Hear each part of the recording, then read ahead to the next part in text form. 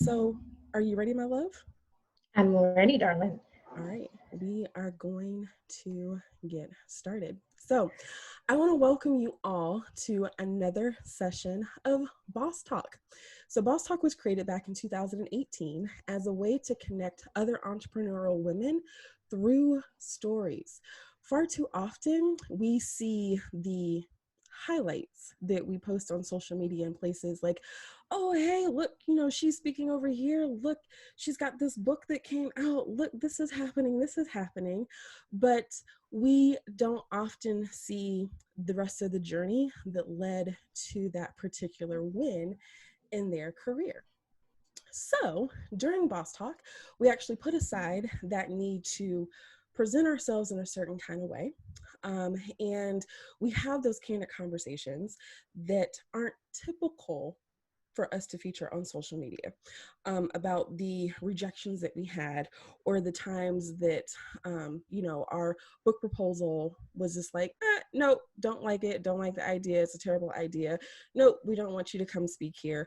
We don't see those particular things, but we come here together during a Boss Talk and we talk about the good, the bad, and the real that happens along that entrepreneurial journey. So, I am the founder of Boss Talk and today's host, Lavista Jones, and I have been serving clients since 2005 with my consultancy, 31 Marketplace. To keep it short and sweet, I help overwhelmed entrepreneurs get shit done without burning themselves out and helping them focus on their systems and their self-care. My unique magic is fixing those operational gaps, streamlining processes, identifying areas where my fellow boss babes need to actually fire themselves from. And with that reclaimed time, we actually work to develop personal self-care practices that will help them recharge as they are working in their business instead of feeling just drained and tired and exhausted all the time. Because it is a true belief of mine that in order to fulfill the vision of your business, you have to also take care of the visionary. So I am super excited about today's session, but before we jump in, I did share that, I'm a systems nerd, so we do have a workflow to follow for tonight. And so there are some set questions that I have prepared to ask our guests tonight. And for anybody that is their first time coming to a Boss Talk, this is what makes these virtual sessions unique. It's been described as a podcast with a live audience. So there are questions that I'm going to ask Yubeka, but there's going to be a time in our time together where the call is open up for us to answer any questions that you all have, and those questions can be addressed to Yubeka. They can be addressed to me. Anything that we have talked about today is totally fair game. So feel free that as we're talking, if something comes up for you, type that in the chat, and we'll make sure to address those questions when it is time for that Q&A to happen. And if you feel jazzy and you want to unmute yourself and get on the mic, go ahead and join us and ask that question yourself. We love questions, so please take advantage of that time when it comes. So with that, I want to go ahead and talk about today's guest and who she is. She is my god friend, Yubeka Riddick. She is a personal identity coach, the founder and CEO of bnotconformed, an organization that is mission to help adult and teen women develop and discover their God-given identity. Yubeka authored Authentically You, Unveiling Your True Identity in 2015 as a tool to help individuals unlock their identity by taking them on a journey of personal experience, scripture, and wisdom. And it is a book that is being used in book clubs, small groups across the country to unveil the identities for many women. Yubeka is a licensed and ordained minister, a graduate of Syracuse University, and she can back me up on this, that real bosses wear orange. Yes. She is a native of Brooklyn, New York, a lover of shoes, currently resides in Jacksonville, Florida with her husband and her beautiful daughter that we all that know her and love her refer to her as the Promise. So welcome, Yubeka. I'm so excited for you to be here. And, not that any of us are, we're welcoming a pandemic. Silver lining is that we get to have guests now on Boss Talk from all over the country, where I'm located in Phoenix. And unless you live here in Phoenix, you can't come to Boss Talk. You can't participate in Boss Talk. But now that we are leveraging technology more and more, we get to do this together. And I'm super excited. So I want to go ahead and jump right on in with the questions. And I want you to just start off by telling us what you wanted to be when you were a little girl. When I was a little girl, I went between being a dentist, a lawyer, and not necessarily a teacher, but something to do with books because I loved reading. And then I would go to the dentist and see, and I never had cavities growing up, so I think that's why I wanted to be a dentist. But then once I went and my sister had cavities and I saw all the things that she had to go through, I was like, I don't want to be a dentist anymore. Nice. And so then I said, I want to be a lawyer. I like to debate. I like to prove my point. I was always asking questions. Why? Why is this? Why is this happening? What does this mean? And my mom would always say, you're my why child, because I would always ask questions. So I figured I'll be a lawyer. I can do that. Got it. And then I finished college and said, I'm not going back to school for 4 more years. No. You're like, no. So then when did you know that you were made to be a personal identity coach? It wasn't actually until I met my husband, who is a serial entrepreneur. Okay. And he was just like, you're, and usually when, your purpose and your husband's purpose typically kind of go in, hand in hand to some degree. And he was an entrepreneur and I was like, oh, that's cool. But I don't know that I want that. And he was like, but what you have to offer can't be confined to a 9 to 5. And so I started thinking about that. And we first started off with a t-shirt business because I would always have all these cool things. I was like, that should be on a t-shirt. That should be on a t-shirt. Then it morphed into a personal identity coach once I wrote Authentically You.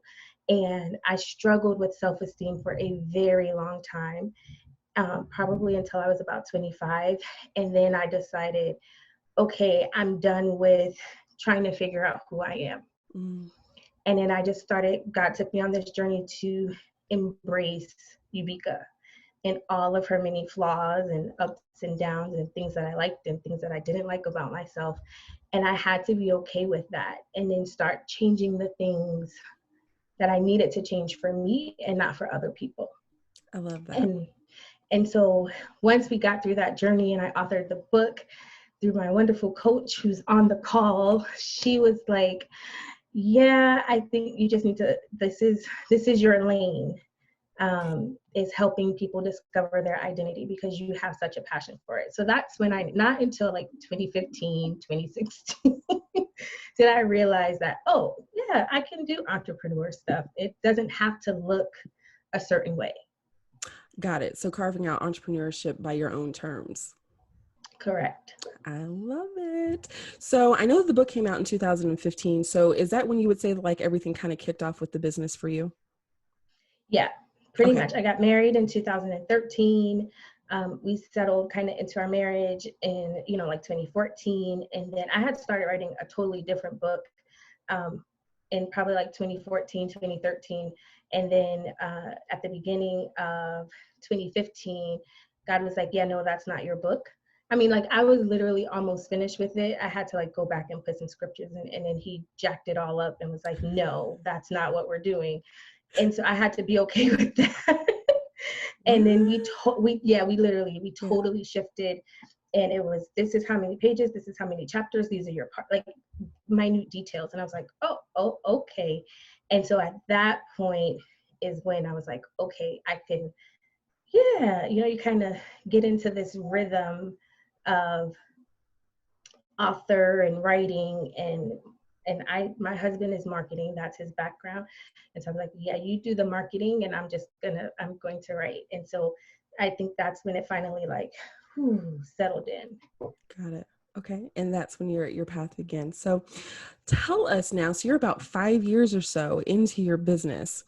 What is one thing that you know now that you wish that you knew 5 years ago when you actually started your business?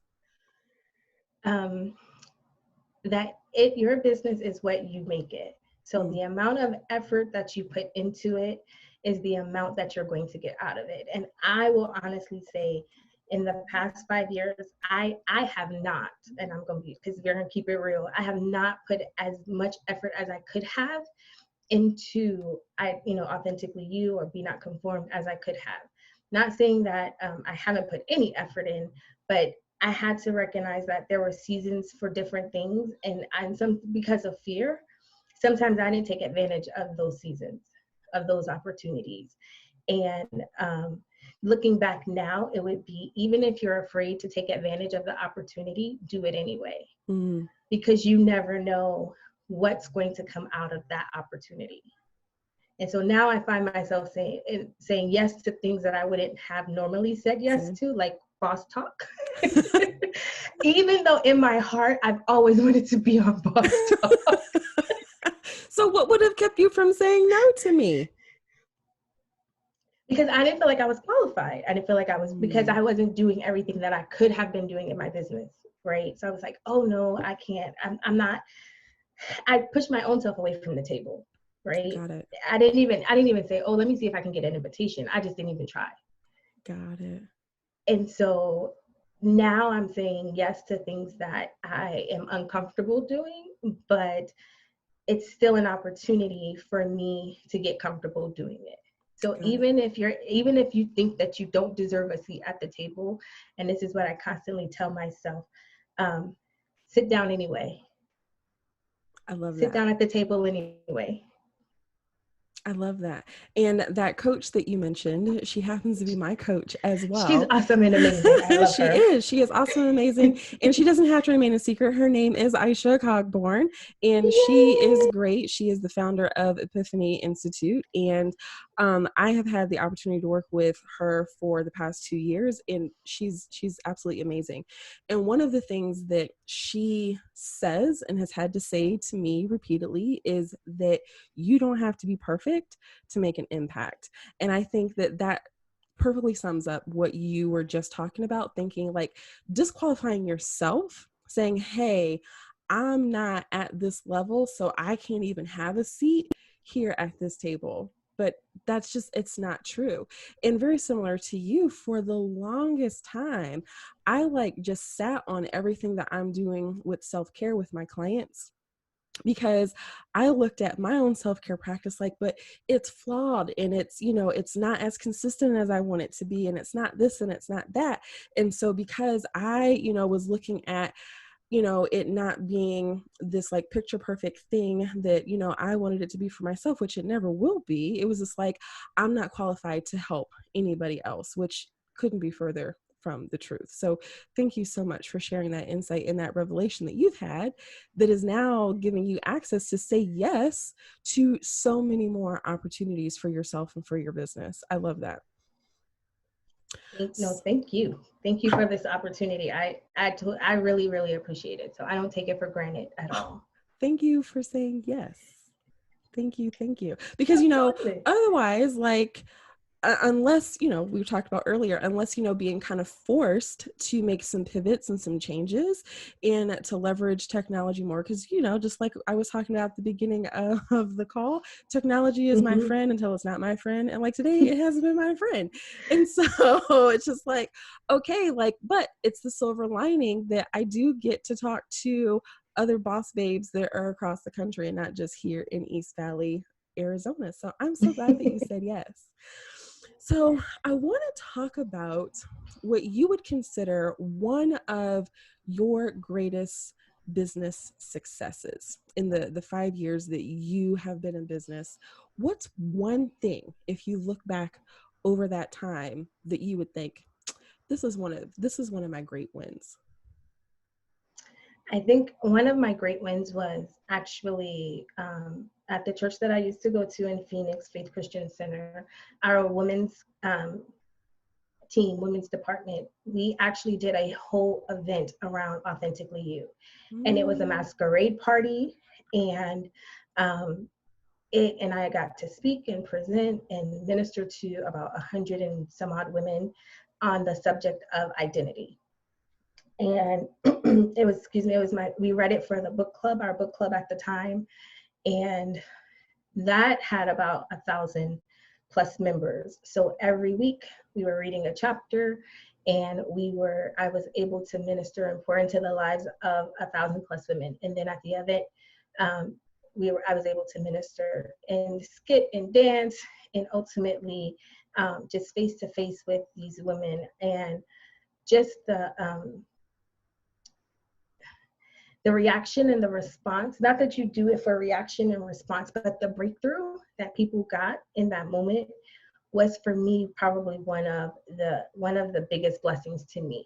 And so it helped me understand that it's not about you, right? And so I think as entrepreneurs, sometimes we get stuck with, oh my gosh, what is this person going to think? What are other people going to say? And when God first told me entrepreneur and things like that, he was like, it's not about you. You have to remember that your business, whatever it may be, it's not about you. And so being obedient in the process will help free other people to start their own process and, walk through whatever the journey is that God has them on. And at the end of the day, you can look back and say, oh, I was obedient, and God, you got the results of that. So I think for me, that was probably one of my biggest successes, because I didn't write the book to be on a platform. I didn't write the book to be featured in a book. I wrote it because it was a problem that I was encountering, women having this issue. And I was like, oh, I've been there, and this is how I got over it. And these are some steps and practical applications that you can use to kind of get rid of a whole lot of stuff that we tend to grow up with. And the book talks about labels and identity, and sometimes we get labeled with stuff that has nothing to do with who God created us to be. And we spend the rest of our lives either trying to live up to that label or trying to reject that label. And helping women through this journey of either rejecting or accepting whatever it may be, it was just like, oh yeah, I've been there.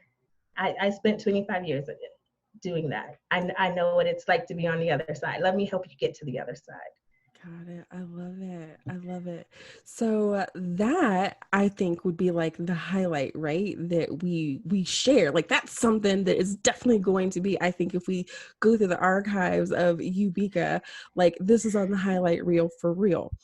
Talk to us about the other side of that. What were the failures and the lessons that you learned along the way to have that happen, to have that book out there, and be able to be on like a larger platform and like impacting so many women? Walk us through the real and the maybe uglier side of that journey getting to that point. What was that like? That was hard. I worked a full-time job. I was newly married. We had suffered our first miscarriage in the course of me writing this book. And my husband was super supportive, but the idea that dealing with the trauma of feeling like something's wrong with you because you have a miscarriage, and the nonchalantness of the medical profession around that. So we came out of 2014 having suffered that, and then into 2015 and working, like I said, working a full-time job. It wasn't super demanding, but it was still working a full-time job. Yeah. And not knowing what to write. Sometimes the struggle was just, I don't know what to do. What do you want me to say? And our wonderful coach was like, don't go to bed without sending me a chapter. I'm like, what? And so it was the hard part of that, and even after, was just still feeling like, oh my gosh, having those moments where I questioned my own identity. Like, am I supposed to do this? Is this really what I'm called to do? Why do I feel like I have to be so transparent, God? Like, I don't know that I want to be this transparent to people I don't know. Yes, I've feel like I'm on the other side of identity, but there's still days when I still struggle with it. Yeah. Am I being a good wife? Am I being a good employee? Even in the midst of all of that? And God is like, but I called you to, I know who you are. You know who you are. Now just walk in it. And so it was a lot of late nights. It was a lot of pushing from my circle. Mm-hmm. And they wouldn't give up on me even when I wanted to give up on myself. And they would force me, make sure I need to know if you did this. What is my husband made a poster, book release in August. It hadn't even been sent to the editor yet. Nice. And I was like, dude, what? What are we doing right now? He's like, August, you will be done with this in August. I'm not playing with you. And I had to accept, like I just said, I had to accept this level of accountability, because otherwise this book probably would, 5 years later, it would still be sitting on my computer. Mm-hmm. And so the level of accountability was something that I was not used to, even after writing this book. So even in the 5 years since it's been out, there's still levels of accountability that I'm still not comfortable with. And I push back, and then I don't do it, and I'm disobedient. And then my coach and my husband look at me, and then, my other friends will be like, what are you doing? Get it together.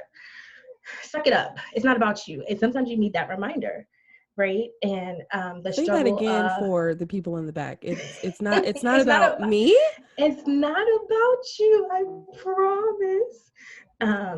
It's not about you. And there are other people waiting on the other side of your obedience. That's what you have to remember. It's uncomfortable. Accountability is not fun. Like, transparent. I don't like being held accountable for stuff, because then it forces me to do stuff. Hilarious. And I may not want to do it. Yes. Just real talk. I may not want to do it, but then you're reminded it's not about you, and there are other people waiting on the other side of your obedience.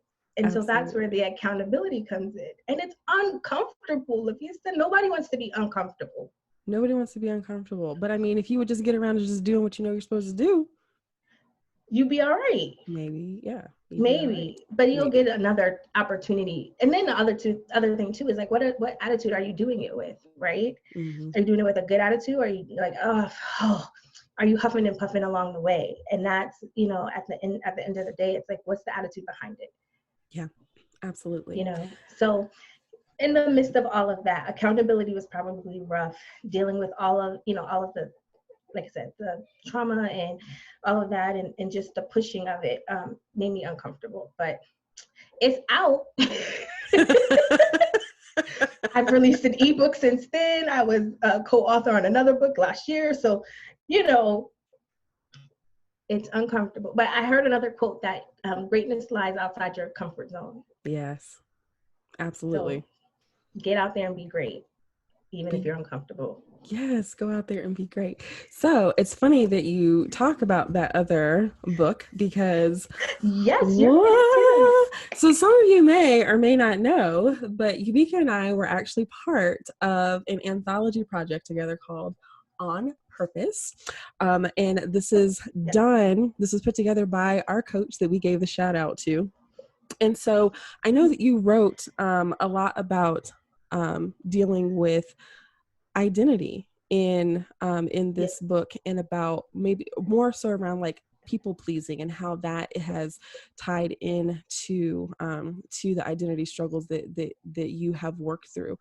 And so just kind of reading through your chapter and some of the stuff that you talk about, you write about just kind of like the busyness and like the overwhelm that comes along with like people pleasing.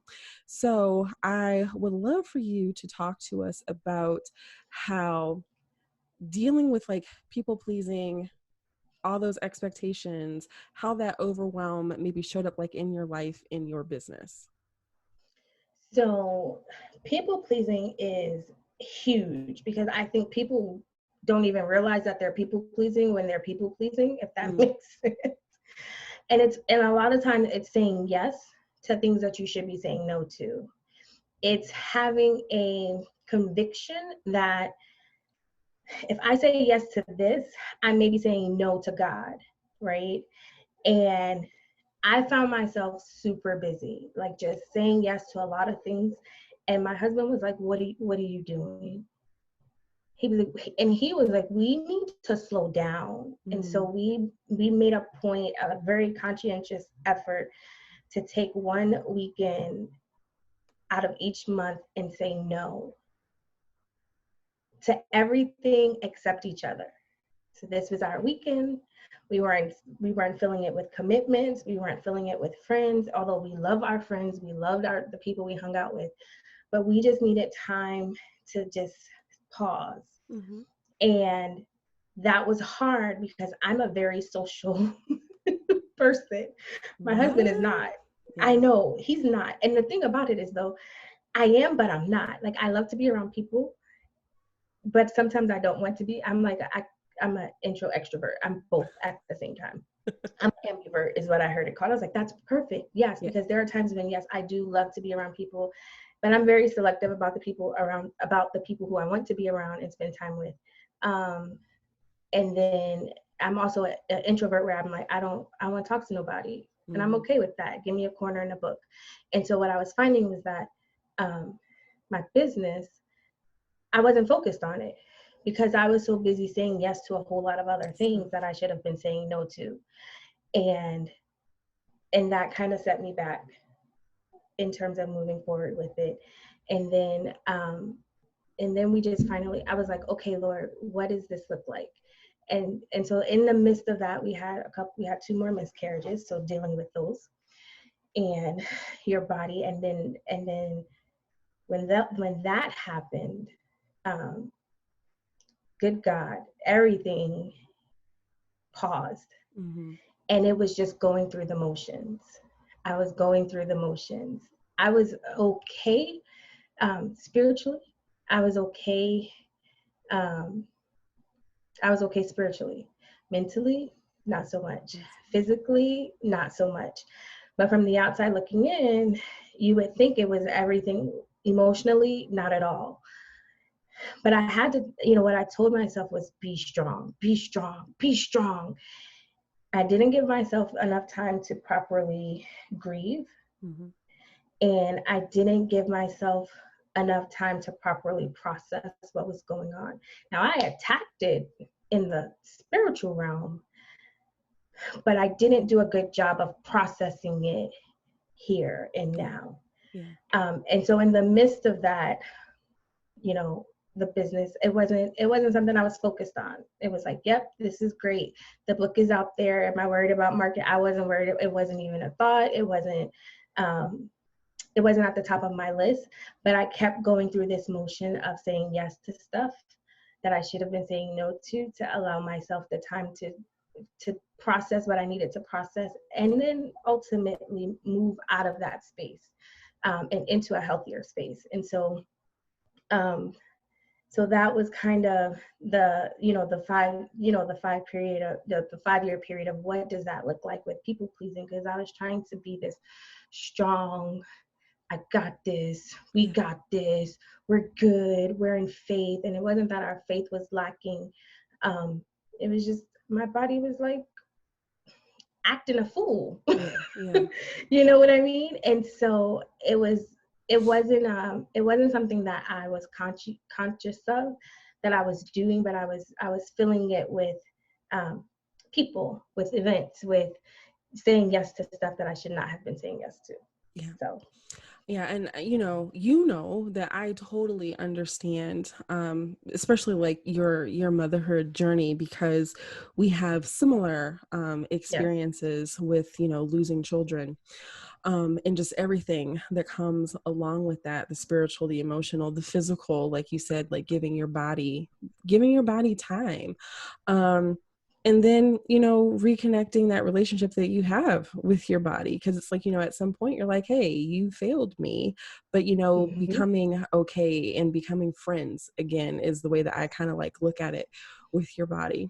Now, one thing that you talked about was, with the busyness and just saying yes and yes and yes to other things and not saying yes to yourself. In the book On Purpose, you talk about that behavior of as people pleasing is a way of putting yourself at the bottom of your to-do list. It takes you from being a priority and it puts you like dead last, like you're just saying yes, yes, yes, yes, yes to other people.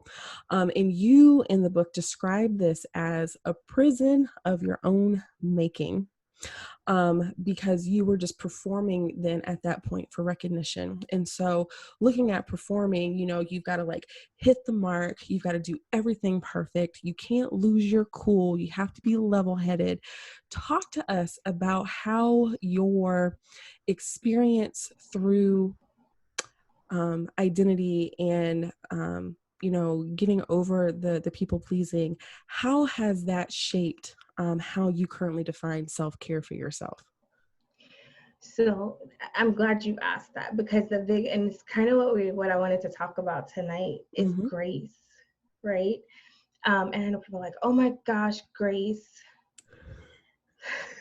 Yes, grace. Jesus, grace, especially in this season of pandemic and sheltering in place and just life on pause as we know it. When I realized that I had an issue with people pleasing and I was putting myself at the bottom of my own to-do list, Mm-hmm. um, I had like a come to Jesus moment. And he was like, so what value do you get out of saying yes to other people but not saying yes to me? And that stopped me in my tracks. And I was like, oh, wait, why do you have to be so harsh? Like, what did I do? And he's like, exactly, what did you do? Mm-hmm. And it is because your worth is tied up in the wrong thing, which is making other people happy, or feeling like you have to be perfect, feeling like you have to be on, and that you can't miss it, and that there's this perfect Yubeka. Good gosh, it's exhausting. Yeah. It's exhausting. It's exhausting constantly trying to please other people to the detriment of your own health. Yeah. And it's exhausting trying to please other people to the detriment of your relationship with God. And it was at that moment that I was like, okay, I need to stop. And God, I don't know how to stop. But then he was like, this is where grace comes in. Mm. Give yourself the grace, give yourself kindness to miss it. Give yourself kindness to not be perfect. Yeah. Give yourself kindness to accept those flaws that you don't like and you want to change, but I gave them to you for a reason. Give yourself kindness to say, it's okay. I may have missed it today, but tomorrow is a new day. Yeah. Give yourself grace. And I think in that, once I started that process of giving myself grace, of not having it all together, not trying to pretend like I had it all together, that's when the mask came off. And that's when I could be myself. And at the end of the day, if you didn't like who I was because you were so used to the other Yubeka, that's not my issue. Yeah. Yeah. Yeah. And I had to be okay with people not liking this new me, even though technically it wasn't a new me. It was just the It me was that always me. Yeah. Yeah. This has I've always always, been me.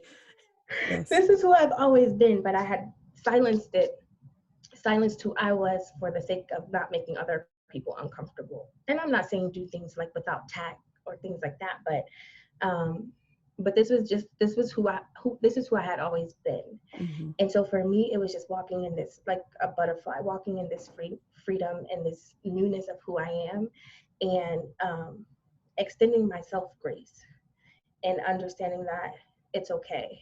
You Yeah. extend grace to everyone else. Why don't you extend grace to yourself? Yeah, absolutely. One of my favorite quotes is, if your self-compassion doesn't include yourself, it's incomplete. Right. So tell us, how do you walk that out every day, right? How do you extend grace to yourself time and time again when you feel that you've missed the mark? Give us some practical things that you actually do. So for me, we have a 2-year-old, Mm-hmm. and Lord knows she needs grace because she's not in school. And and there are moments when I'm like, child of mine, please sit down somewhere. Mm-hmm. I love you with all of my heart, but I need you to have a seat. And she's 2. She's like, what? This is not what I'm doing. Mm-hmm. And I had to realize, I said this to some friends the other day. I was like, you're like, how did I put it? Don't take your frustration out on us because you have a lack of patience.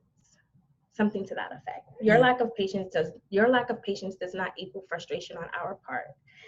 And being at home with this little person who has much personality, I wonder where she gets it from. I had to say to myself, you know what? Your lack of patience does not mean that you get to frustrate this little girl because you don't have patience right now, or you're Mm-hmm. trying to do something, or she's not letting you do what you want to do. Give her grace. Give yourself grace. Um, and then sometimes it equals me just pausing, and I say, hey, Care, I need you to sit in your crib for a minute. Okay, mommy, here's your iPad. And yeah, we're not, she has an iPad. Um, and sit there. And then I just sit down, and either I'm praying, I'm worshiping, I'm taking deep breaths, I'm Mm-hmm. breathing. It's like, and then I'm meditating on the word. And Yeah. so those are some of the things that I do daily. When my husband is getting on my nerves because now we're both working from home and I love him to life, I'm like, oh my gosh, and we're sharing an office. It's like, do you need it? Do you need it? What do you have going on? What does this Mm-hmm. look like? Okay, all right. And you're testy. Then I'm like, let's go for a walk. Yeah. Let's go outside. So today she and I went outside. Come on, let's go get some fresh air. She had a great nap. Thank goodness. Right? So then it's like, what do I need to do to recenter myself? What do I need to do to kind of just stop and say, where's the frustration coming from? Mm. Kind of do a deep look. Yeah. Okay, are you frustrated because of this? What is the source of your frustration? What's the root? And then how do we tackle the root? Is it just because you haven't been outside in 5 days? Mm-hmm. And you've been home with a 2-year-old who also hasn't been outside in 5 days? Right. Right. Put on your sneakers. Let's go. We're Mm-hmm. going for a walk. Okay, mommy. You know what I mean? Is the source of your frustration mean that you have to stay up late because you're doing mommy duty during your work hours? And I'm blessed to work for a church where I can flex my time. And so if I do a lot of work when she's at home. I mean when she's in bed. And so, you may get an email from me at like 9:30, 10 Yeah. o'clock. But then she's up at, 6:30, 7 o'clock in the morning. And sometimes I just leave her in her bed till 7:30. I'm like, yeah, you can stay there. You're not hurt. Um, so it's finding the source and the root, and then just saying, okay, what can I do to either fix this a little bit or adjust my routine? Do I need to just spend some time with God? Yeah. When was the last time you had a conversation with him? And it's like, oh yeah, we haven't talked. It's like My bad. we've been on a hiatus from each other. We've been Yeah. on a hiatus for a while. And so it's just for me, it's just saying, okay, what's the source? Find out what you haven't been doing that you used to do. And then, are you still doing it? Are you not doing it enough? Do you need to do it some more? What does that look like? Yeah. And sometimes you need a break, right? Like you need to Sometimes just, you yeah. need, oh my gosh. So when this whole thing happened, I'm gonna be real. I'm gonna try not to get on my soapbox. At least I promise. Oh my gosh, you have all this time. Now that you're home, you should come out with a book, a project. Shut up.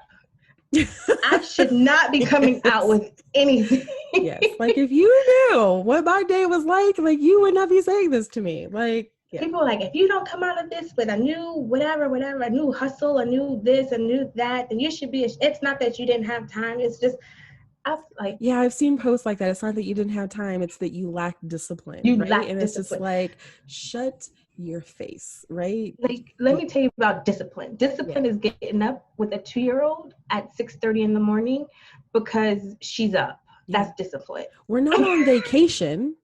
We're in a and still pandemic. and still We're having to in work. lockdown and having to work and having to manage distant learning and having to be with your spouse. And Oh hopefully my you love gosh. them Like, with like all of your heart, but you're with somebody 24/7. And so when people say to me like, "Oh, how are you guys doing?" I'm like, we're doing okay.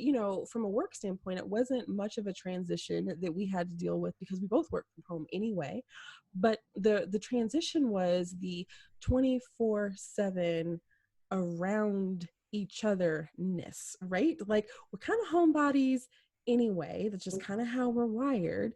But there are those times when you go away to grab coffee with a girlfriend, or like my husband goes and does like his thing, or that our son is at soccer practice or he's at school. Like even though we're homebodies, it doesn't mean that we're like at home all the time. Well, now you're at home all the time and you're trying to work and you're trying to like juggle being a parent and you're trying to juggle still being a spouse. And it's just like, okay, have I showered? Do like like all these other things. And it's like, yeah, this is not a vacation, this is not a break. Like I wanted time, but like this is not that kind of time. And it's like, we're talking about like needing a break. So like, I don't know if you saw, but I'm actually doing a retreat for women for that very reason. We have been on lockdown for like 50 plus days. And so many of my clients, like, and just friends in general, in conversation we've had, I just keep hearing them say, I need a minute to breathe. Like, I need a minute. I need a minute to breathe. And so that's what we're going to get together and do. It's an at-home self-care retreat because we still can't go anywhere, but we are going to focus on carving out just a little bit of time, because my thing is that your self-care doesn't have to be complicated. It doesn't have to be expensive. It doesn't have to take a long time to do it. It's a small amount of your time. First thing in the morning, we're going to focus on some really simple techniques that you can carry over into just your normal day-to-day life to help you focus on your self-care and primarily breathing. We're actually going to purposely breathe during this retreat because we need to. Like the stuff that we're dealing with and that we're like trying to balance and juggle and that we've all taken on because we are in like a worldwide trauma, we need a break. right. Yeah, Yeah. totally need a break. It's So it's crazy. It's yeah. like, just like you said, breathe. Just take a moment and and breathe. And as easy as it sounds, it's so difficult Mm-hmm. in the midst of all of this. It's like, just breathe. Like, what? Yeah. Mommy, mommy. Or, hey, did you do such and such? Don't forget to send this out. You know what I mean? And it's still your life. Yeah. But those moments where you can go get, like you said, coffee with a girlfriend, have a conversation that's not involving work, Yeah. almost practically disappeared. And so it's challenging. It's very challenging. So I had to talk about that for a second, because it's just been irking my nerves Yeah. whenever I see it. And I'm just like, no, you don't have to come out of this with anything. You can come out at the end of the day, come out of this with your sanity. Yeah. That's true truth right there. True truth. So I want to get to some of the questions from the ladies that are on the Yes. call with us. And at this time, if you want, you can unmic yourself, or you can go ahead and type your question in the chat box. But here's one from Joanna that says, "How do you balance realizing that your business is not all about you, but then not doing a 180 to being a people pleaser?" Or is the 180 maybe not the opposite of realizing your business isn't about you, but about something else instead? So that's a loaded question, Joanna. Um, but it's a great question. So it's not necessarily, so realizing that your business is not about you is not about people pleasing, if that makes sense. Does that make sense? Okay. And thank you for turning your camera back on so I can see you. Yeah, So, I was eating and stuff, and I finally decided, okay, I don't know if this is weird for other people, but I got another meeting after this. At some point, I have to eat, or I'm just not going to be very pleasant to anyone. So, You don't have to apologize for hopefully, eating. it's this Yeah, group. don't apologize. at all. It's at all. I ate before I got on, so you're good. So realizing that your business is not about you, is not about people pleasing. The flip side of it is not people pleasing. Realizing that your business is not about you speaks to the higher good, for lack of a better word. So it speaks to what is it that you want people to get out of your business, not necessarily being all things to all people in your business. Does that make sense? Yeah, it's not that it's not about you, it's about other people. It's not about you, it's about others that then know how to help Right. other people that need you. Am I Correct. kind of following? Okay. Yeah. So it's not like, oh my gosh, it's not about me, but it's about you and everything that you need in this moment. That's not what I'm saying. Right. What I am saying is that the things that that your business, the services that you may provide, or the whatever it is that you provide, what is the ultimate goal and who are you trying to help? Mm-hmm.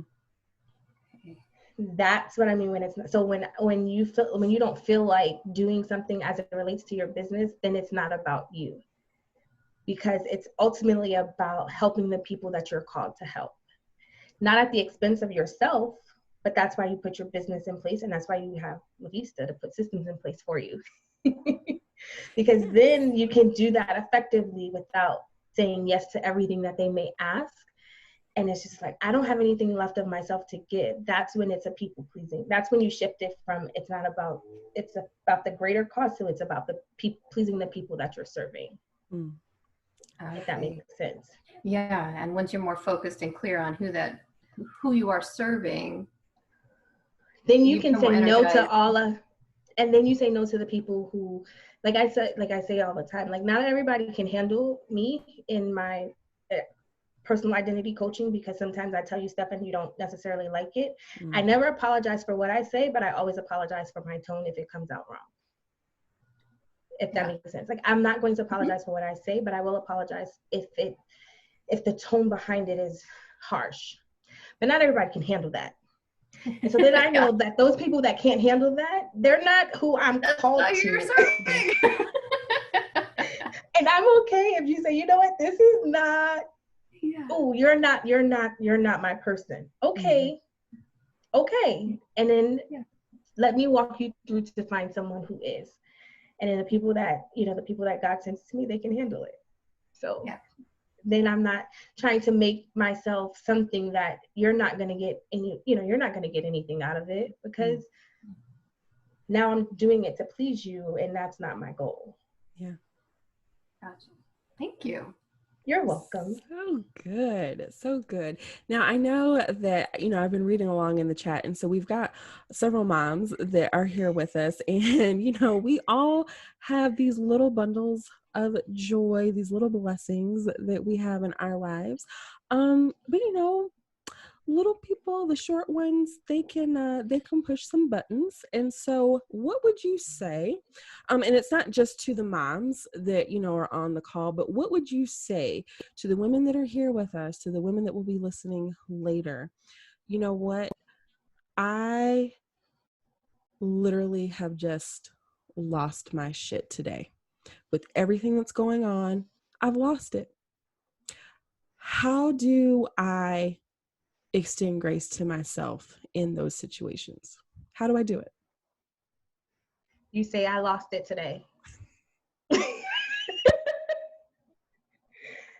And you have yourself a cry fest if you so desire. I had one 2 weeks ago. My husband was offsite working. I had the little person, and it was a lot. It was just a lot. I was tired. I was tired, like tired, because it's 24/7, right? Before they would go to school, you would get at least an 8-hour break. Even though you were still working, there is no break. You're it. And trying to homeschool a 2-year-old, she has the attention span of a 2-year-old. So imagine that. Yeah. So first I had to give myself grace that I wasn't a slacker homeschooling mom, because she's 2. Like she's 2. You teach her every day with different things. Get it out. And then I just had a moment where I said, I lost it today. And sometimes I know it's contrary to how I grew up, and my mom is on the call. I apologize to my 2-year-old. Kareth, I'm sorry. Mommy missed it today. Or, Kareth, I'm sorry. I should not have yelled at you. Because again, my frustration and lack of patience is not her fault. Yeah. She's 2. Whatever age they may be. I'm sorry. And one day my husband was like, why are you apologizing to her? I was like, because I did something wrong to her, and she's 2. It's not about, I'm the parent, you're the child, and she has feelings. Your children, your clients, they have feelings. Your spouses, they have feelings. And sometimes, I know it's hard. It's like, I missed it and I'm sorry. Yes. That's extending grace to yourself. God, I missed it today. I missed it. And it's being that example, right? So, I don't know if you noticed, when you were still living here, but I have Grace tattooed on my wrist. And when I did it, I was still in corporate America, and my husband, he was just like, why did you get that tattooed there? Because it's like, everybody's going to see it. And I'm like, okay, because I needed it as the reminder that, like, hey, grace is being extended to me. And, I just happen to be right-handed, and I need to be able to extend grace to other people. And, the whole thing about apologizing to your kids, right? Like, it's not something that I saw modeled for me in my childhood, but with me and, my son, we go at it sometimes. And, his name literally means the fiery one. And I tell you, if that wasn't the perfect name, like, I don't know, like, what it is, if he has, like, lived up to the name, or the name was just that divinely inspired for him that it's just picture perfect for him. But, we have some really just off days. And I think it was yesterday, we were in the truck looking for something, that, like, a toy he had left. And I had a bit of a rough day, and I had yelled at him, and we were in the truck, and I was like, I said, Mommy's sorry. I am sorry for yelling at you, and I'm sorry for hurting your feelings. And it was just like, do you accept my apology? And he was like, yeah. He was like, always, Mommy. And I was just like, oh, right? Like, we are being those examples of, like, what grace is. Like, we can't expect, like, our kids to know, or, like, our spouses or anybody else to, like, know what that looks like, if we aren't willing to do it with other people, and ourselves, no matter what their age is. 2-year-olds, 4-year-olds, 68-year-olds, it doesn't matter. So I love that you shared that. Yeah. And the other thing too is understanding too that sometimes grace comes from other people. And we may, for a while it's like, I got it all together, I can do this. Gigi, you feel like some company today? Because I need you to take your goddaughter. Or, hey, husband, what's on your agenda? Can you just take Kareth with you for an hour? And that's grace. Sometimes grace, be like, God, I just need help. I need to extend grace, or I need grace.